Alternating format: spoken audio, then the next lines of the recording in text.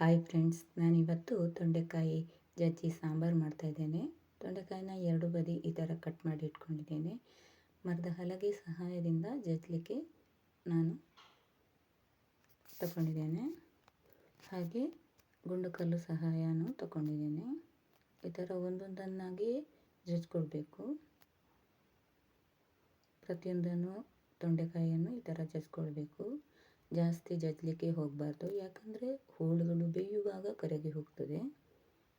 ಪ್ರತಿಯೊಂದನ್ನು ಈ ಥರ ಜಜ್ಕೊಳ್ಬೇಕು, ಯಾಕಂದರೆ ನಾವು ಮಸಾಲೆಗಳನ್ನು ಸೇರಿಸುವಾಗ ಅದರೊಳಗಡೆ ಸೇರಿಕೊಳ್ಬೇಕಲ್ವ, ಹಾಗಾಗಿ ಈ ಥರ ಜಜ್ಕೊಳ್ತಾ ಇರೋದು. ಇವಾಗ ಆಯಿತು ನೋಡಿ, ಈ ಥರ ಆಗಿದೆ. ಜಜ್ಜುವಾಗ ಎಲ್ಲ ಈ ಥರ ಗಲೀಜಾಗಿದೆ ನೋಡಿ. ಸರಿ, ಬನ್ನಿ ಅದನ್ನು ಬೇಯಿಸ್ಲಿಕ್ಕೆ ಇಟ್ಟಿದ್ದೇನೆ ನೋಡಿ. ರುಚಿಗೆ ತಕ್ಕಷ್ಟು ಉಪ್ಪು ಹಾಗೂ ಬೆಲ್ಲ ಹಾಕ್ತಾ ಇದ್ದೇನೆ.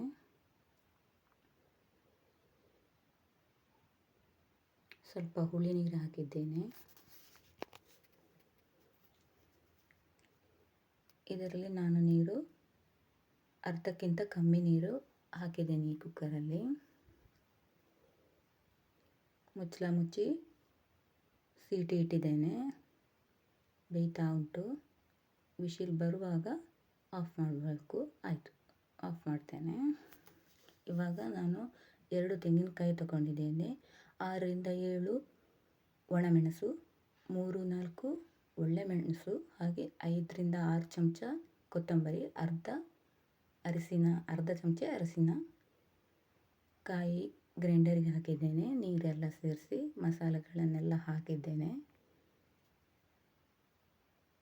ಹುಳಿ ಸ್ವಲ್ಪ ಪ್ರಮಾಣದಲ್ಲಿ ಪುನಃ ಹಾಕ್ತಾ ಇದ್ದೇನೆ. ಚೆನ್ನಾಗಿ ಒಂದ್ಸಾರಿ ಕೈ ಹಾಕಿ ಈ ಥರ ಮಿಕ್ಸ್ ಮಾಡಿಕೊಳ್ಬೇಕು ಕೈಯಲ್ಲೇ.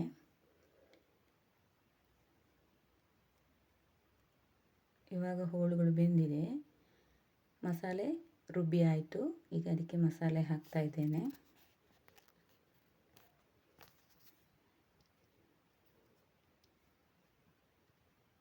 ಮಸಾಲೆ ಹಾಕಿದ ತಕ್ಷಣ ಅದಕ್ಕೆ ಎಷ್ಟು ನೀರು ಬೇಕು ಅಷ್ಟು ನೀರು ಹಾಕಿಕೊಳ್ಳಿ.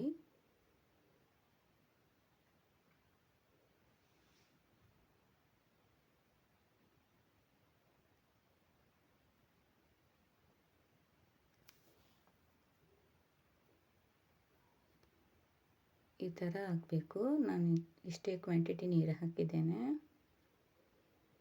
ಇವಾಗ ನಮಗೆ ಸಾಕಿಷ್ಟು ಕ್ವಾಂಟಿಟಿ ನೀರು ಈ ಥರ ಬಂದಿದೆ ನೋಡಿ. ನೀರೆಲ್ಲ ಹಾಕಿದಾಗ ಕುದಿಲಿಕ್ಕೆ ಸ್ಟಾರ್ಟ್ ಆಗ್ತಾ ಇದೆ.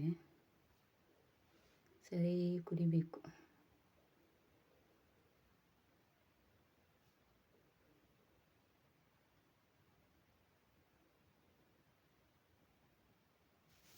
ಸರಿ ಕುದಿತಾ ಇದೆ ನೋಡಿ. ಚೆನ್ನಾಗಿ ಬರಬೇಕು, ಯಾಕಂದರೆ ಅದರಲ್ಲಿರುವ ಖಾರದಂಶ, ಹುಳಿ, ಸಿಹಿ ಎಲ್ಲವೂ ಆ ಹೋಳುಗಳಿಗೆ ಸೇರಿಕೊಳ್ಬೇಕು. ಆಯಿತು. ಈಗ ಇದಕ್ಕೆ ಒಗ್ಗರಣೆ ಕೊಡ್ತಾ ಇದ್ದೇನೆ. ಸಾಸಿವೆ 1 ಚಮಚ, ಹಾಗೆ 1 ಒಣಮೆಣಸು ಹಾಕಿ ತೆಂಗಿನೆಣ್ಣೆ ಹಾಕಿ ಒಗ್ಗರಣೆಗೆ ಇಟ್ಟಿದ್ದೇನೆ. ಒಗ್ಗರಣೆನ ಹಾಕ್ತಾ ಇದ್ದೇನೆ. ಇದಾದ ನಂತರ ಬೆಳ್ಳುಳ್ಳಿನ 6-7 ಬೆಳ್ಳುಳ್ಳಿಯನ್ನು ಸಿಪ್ಪೆ ತೆಗೆದು ಹೀಗೆ ಫ್ರೈ ಮಾಡ್ಕೊಳ್ತಾ ಇದ್ದೇನೆ. ಹೊಂಬಣ್ಣ ಬರೋ ತನಕ ಫ್ರೈ ಮಾಡಿಕೊಳ್ಬೇಕು. ಹಾಗೆ ನನ್ನ ಚಾನಲ್ಗೆ ಯಾರೆಲ್ಲ ಇನ್ನೂ ಸಬ್ಸ್ಕ್ರೈಬ್ ಆಗಿಲ್ಲ, ಸಬ್ಸ್ಕ್ರೈಬ್ ಆಗಿ, ಶೇರ್ ಮಾಡಿ, ಲೈಕ್ ಕೊಡಿ. Okay, thank you. ಹೀಗೆ ನನ್ನ ಚಾನಲನ್ನು ಸಪೋರ್ಟ್ ಮಾಡಿ. Thank you.